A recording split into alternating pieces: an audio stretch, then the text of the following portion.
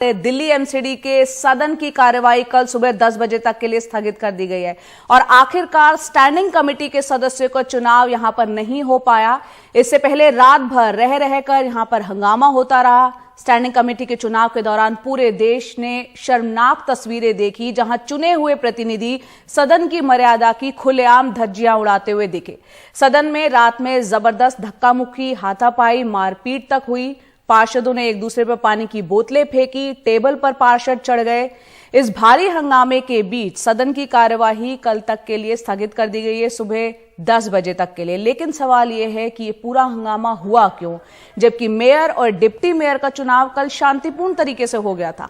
हंगामे की वजह की अगर बात करें तो बीजेपी का यह दावा है कि जब स्टैंडिंग कमेटी के सदस्यों के चुनाव के लिए मतदान हो रहा था तो आप पार्षद बैलेट बॉक्स तक अपने साथ मोबाइल लेकर गए, जबकि सीक्रेट बैलेट यानी कि गोपनीय मतदान करने की प्रक्रिया के एक तरह से ये खिलाफ है। माना जा रहा है कि करीब 50 वोट डाले जा चुके थे और बीजेपी ने जब आपत्ति जताई तो मेयर शैली ओबरॉय ने उस बात को मान लिया, आगे मतदान कराने को कहा। लेकिन बीजेपी इस बात पर अड़ गई कि जो वोट डले दोबारा नए सिरे से उनकी वोटिंग नहीं होगी तो ये निष्पक्ष चुनाव नहीं कहलाएंगे। बहरहाल इसी मुद्दे पर गतिरोध बरकरार है। आम आदमी पार्टी का कहना है कि अब तक करीब 50 वोट डाले जा चुके हैं और अब आगे की वोटिंग इन 50 वोटों को मिलाकर ही गिनी जाएगी, जबकि बीजेपी इस बात पर अड़ी हुई है कि मतदान फिर से कराया जाए और जो 50 वोट पड़े हैं उन्हें रद्द किया जाए। जवाब में आम आदमी पार्टी का कहना है कि इतने एक्स्ट्रा बैलेट नहीं है और दिल्ली राज्य चुनाव आयोग के मुताबिक पहले डाले गए वोटों में कोई कानूनी अड़चन या आपत्ति वाली बात नहीं है। और इस वक्त हमारे सहयोगी शरद शर्मा हमारे साथ जुड़ रहे हैं, हम उनका रुख करते हैं। उसके बाद हमारे साथ खास मेहमान विनोद शर्मा जी, जो कि पॉलिटिकल एडिटर है हिंदुस्तान टाइम्स के, वो भी हमारे साथ जुड़ रहे हैं। बहुत बहुत शुक्रिया विनोद जी, आप हमारे साथ जुड़े, इस पर चर्चा हम करेंगे। लेकिन शरद का पहले हम रुख कर लेते हैं। शरद, आज क्या कुछ होगा? शायद दिल्ली में जो आम आदमी पार्टी का मुख्यालय है, मुख्यमंत्री वहां जाएंगे, वहां पर क्या अपडेट, और साथ ही फिर आपसे चर्चा हम करेंगे लगातार कि हंगामा हुआ, क्या वजह रही, क्या क्या हुआ, पहले बताएं क्या लेटेस्ट अपडेट। देखिए, अपडेट यह है कि कल का प्रोग्राम जो है वो आज हो रहा है। प्रोग्राम ये था कल ही कि आम आदमी पार्टी अपने मुख्यालय पर एक जश्न मनाएगी। जश्न इस बात का कि पहली बार आम आदमी पार्टी का दिल्ली में मेयर बना है। 16 साल में पहली बार ऐसा हुआ है कि एमसीडी में, दिल्ली के अंदर जो मेयर है वो बीजेपी का नहीं है। तो इस मौके पर आम आदमी पार्टी के जो राष्ट्रीय संयोजक हैं, दिल्ली के मुख्यमंत्री अरविंद केजरीवाल, वो पार्टी हेडक्वार्टर जाकर कार्यकर्ताओं को संबोधित करेंगे। तो ये प्रोग्राम कल होना था, लेकिन कल क्योंकि हाउस चलता ही रहा और जब यही खत्म नहीं हुआ तो वहां पर जश्न मनाने का सवाल नहीं उठता। तो अब जो है, क्योंकि हाउस एडजर्न हो गया है, तो इसके बाद अब करीब 12:30-1 बजे के आसपास आम आदमी पार्टी मुख्यालय में इस बात का जश्न होगा कि पहली बार एमसीडी में, दिल्ली के अंदर, मेयर आम आदमी पार्टी का बन गया है। संबोधन होगा अरविंद केजरीवाल का। जी शरद, एक और बात बताएं, क्योंकि हम देख रहे हैं बीजेपी हो चाहे आम आदमी पार्टी, दोनों की तरफ से प्रेस कॉन्फ्रेंस की गई है, दोनों ने अपने अपने दावे किए, अपने अपने तर्क रखे हैं।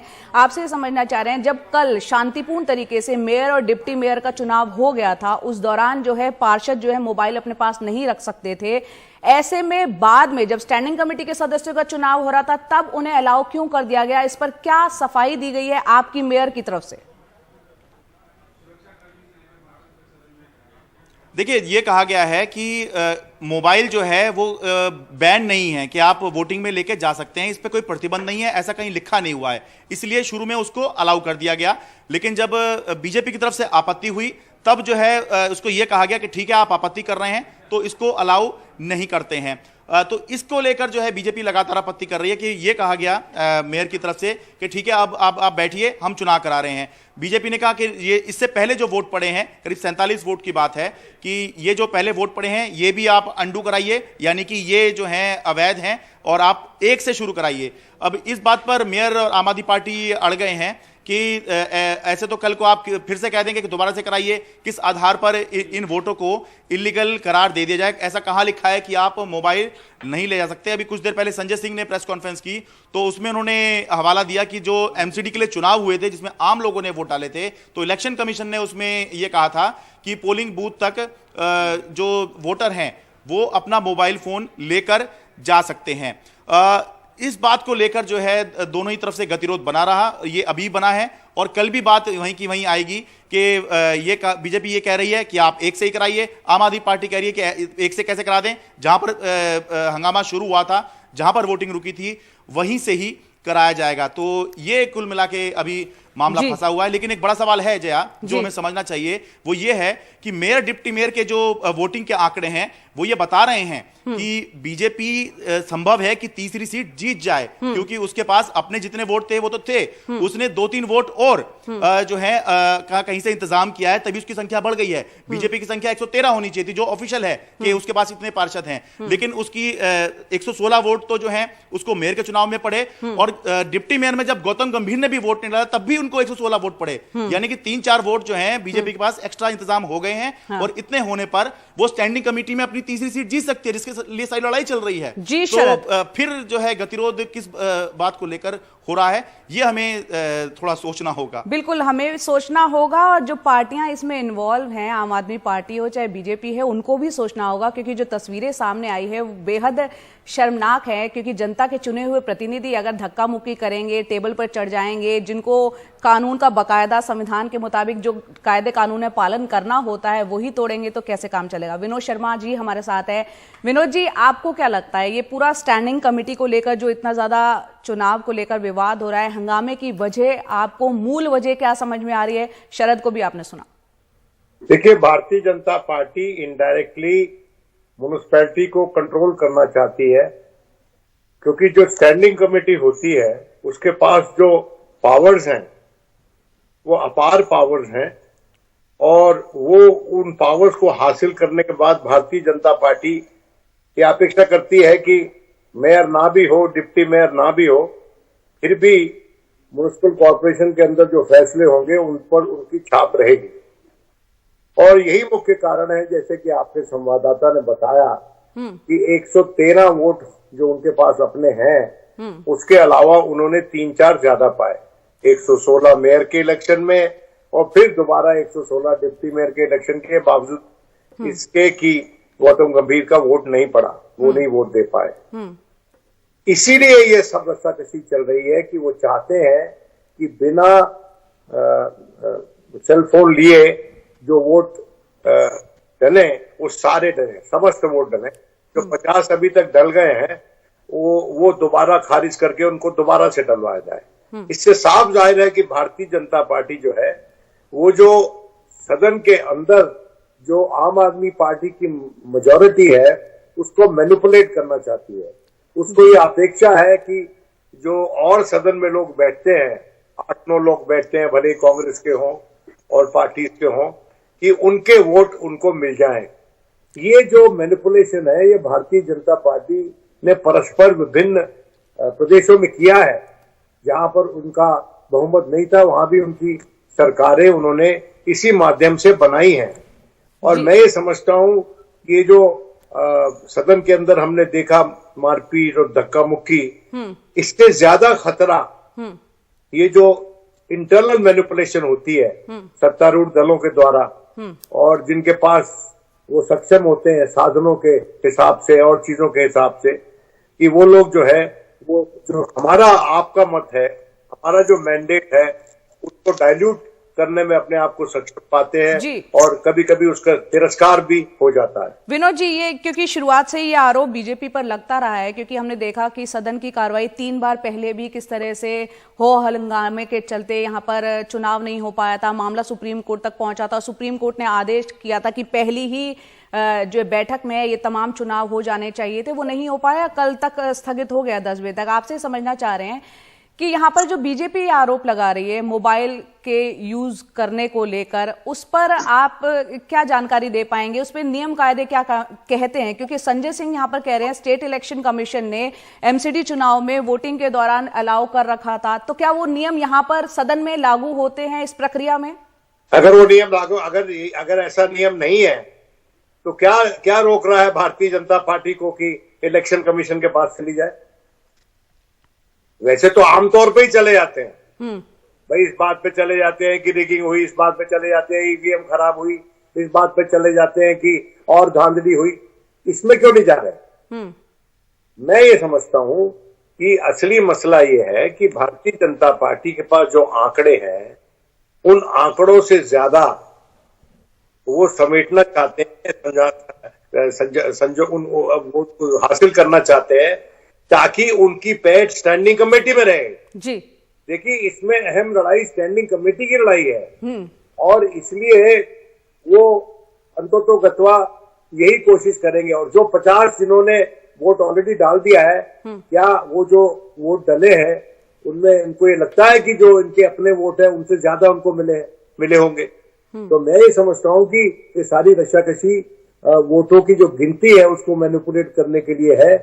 और जो आम आदमी पार्टी है उसकी चेष्टा ये है कि उनका जो बहुमत है वो बना रहे और जो कांग्रेसी वहां पर है, क्योंकि ये सीक्रेट वोट होता है, जो स्टैंडिंग कमेटी का वोट है ये सीक्रेट वोट है और सीक्रेट वोट में बहुत धांधली होती है। ये हमने राज्यसभा में भी देखा परस्पर होते हुए।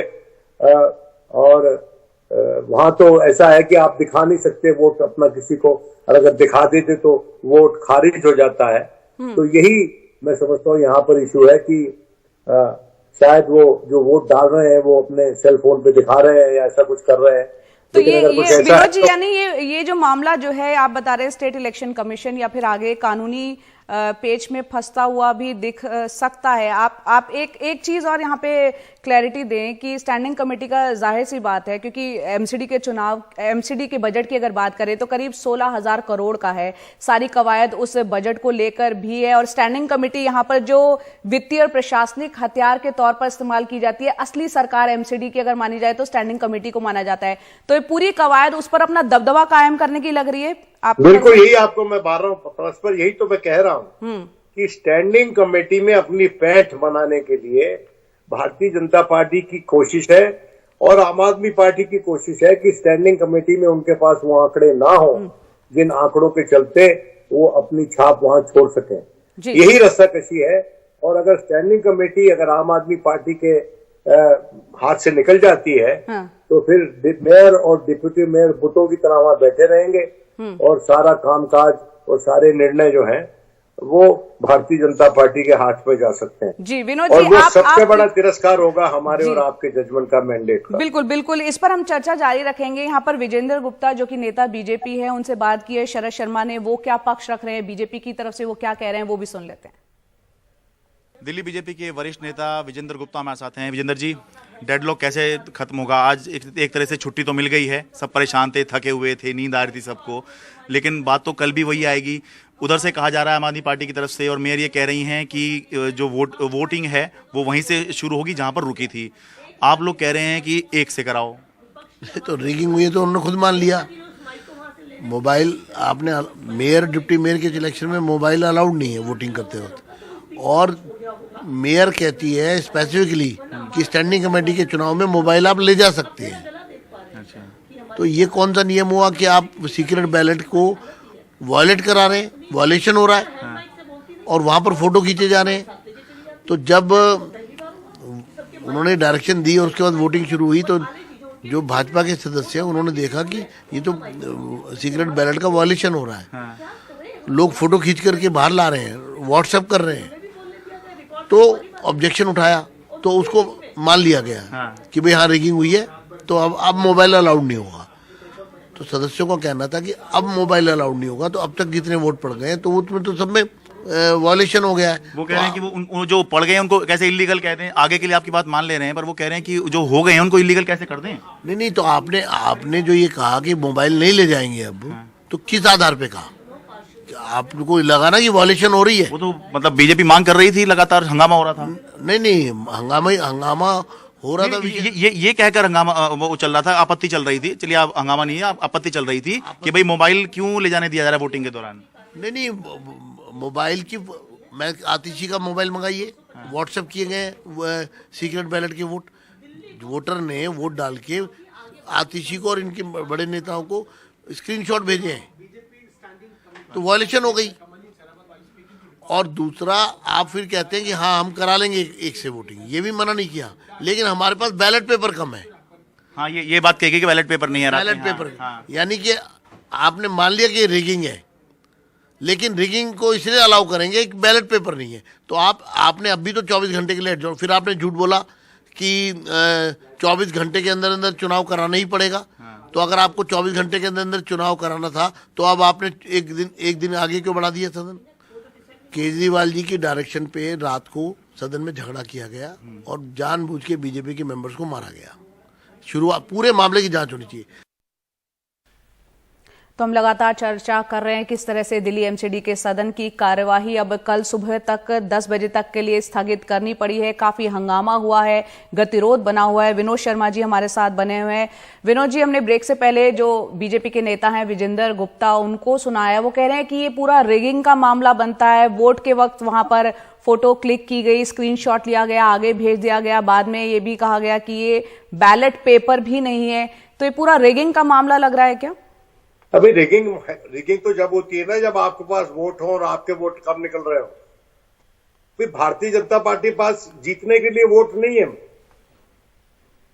तो अगर रिगिंग हो रही है तो अगर किसी नियम का उल्लंघन हो रहा है और उसके जरिए वो कहाँ वोट डाल रहे हैं, अपने नेतृत्व को बता रहे हैं, दर्शा रहे हैं, तो जैसे मैंने आपको पहले कहा कि तुरंत इनको जाकर एक कंप्लेंट दर्ज करनी चाहिए इलेक्शन कमीशन में और इसका निवारण मिलेगा उनको। लेकिन इसको रिगिंग का नाम देना उचित नहीं है। ये सिर्फ इतना है कि एक पार्टी जो आज के दिन जिसके पास मेजॉरिटी है वो ये इंश्योर कर रही है कि उसके जो वोट है वो उसके पाले में डले। क्योंकि डर किस बात का है कि जो 8-9 कांग्रेसी वहां पर काउंसलर्स हैं उनका वोट तितर बितर हो सकता है, इधर उधर जा सकता है।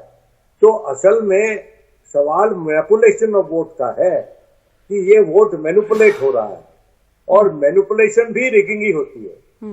मेरा ये मानना है और मैं यहाँ पर बड़ी एक प्योरिटन अप्रोच रखता हूँ कि जिस पार्टी को सदन में बहुमत मिला है उसी पार्टी का निजाम चलना चाहिए। हमारे सिटी में, हमारे दिल्ली में जी। उस पार्टी का नहीं जिसको कि दिल्ली के बाशिंदों ने हरा दिया है इलेक्शन में।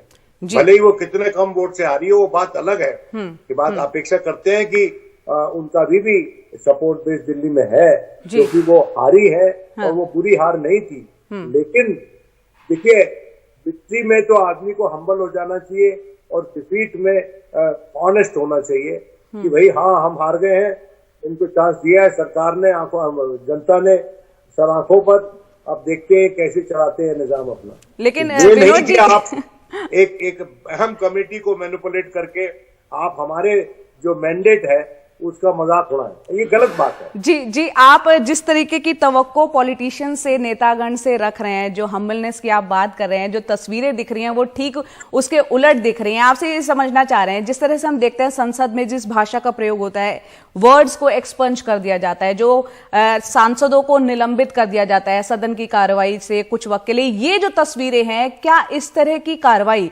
इनको चिन्हित करके इनके खिलाफ की जा सकती है, होनी चाहिए? देखिए, अगर एक ही तरफ से बदतमीजी हुई है तो फिर कर देना चाहिए। लेकिन अगर दोनों तरफ है आग बराबर लगी हुई तो फिर दमकल तो दोनों तरफ आगे पानी बरसाएगा ना। मैं ये समझता हूं कि ये जो हम लोग, जिन लोगों को हम चुनते हैं, उनसे ये अपेक्षा रहती है कि वो सदन में अपना कॉन्डक्ट अच्छा रखें और हमारे मुद्दों को उठाने के लिए समय लगाएं, ना कि इस राजनीतिक रस्साकशी में जहां पर सत्ता हासिल करने की होड़ लगी हुई है। सत्ता तो मिल चुकी है एक दल को। और जो आपने, जहां तक हमारा सवाल था, हमारा फैसला तो साफ है, जनता का, आपका, मेरा। उसकी इज्जत के लिए उसको इज्जत बख्शे भाई, वरना जनता का राजनीति से विश्वास कुछ छुपा है काफी और उठ जाएगा।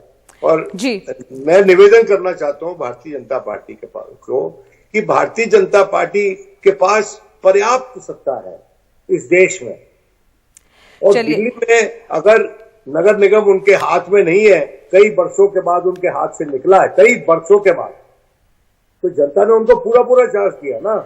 चलिए ये बिल्कुल उम्मीद करते हैं, क्योंकि सुप्रीम कोर्ट ने भी अपना आदेश दिया है, कहा था कि 24 घंटे में जो पहली बैठक हो उसमें ये चुनाव संपन्न हो जाने चाहिए थे। मेयर डिप्टी मेयर का हो गया, लेकिन स्टैंडिंग कमेटी का चुनाव अभी भी पेच फंसा हुआ है। कल तक के लिए सदन स्थगित कर दिया गया है। बहुत बहुत शुक्रिया विनोद जी हमसे जुड़ने के लिए और इस पर जी।